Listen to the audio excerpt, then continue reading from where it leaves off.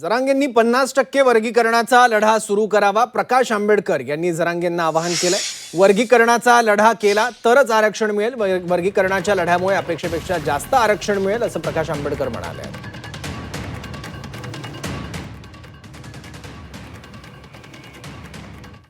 तेव्हा जरांगे पाटलाला माझी असं आव्हान आहे,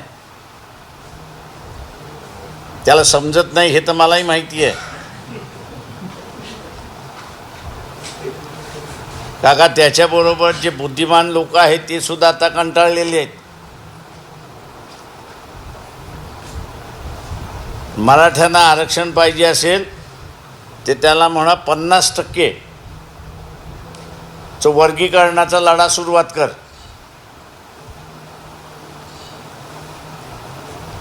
त्यांनी 50%चा मध्ये लढा सुरुवात केला. तो जेवढं मागतोय त्याच्यापेक्षा जास्ती त्याला मिळेल.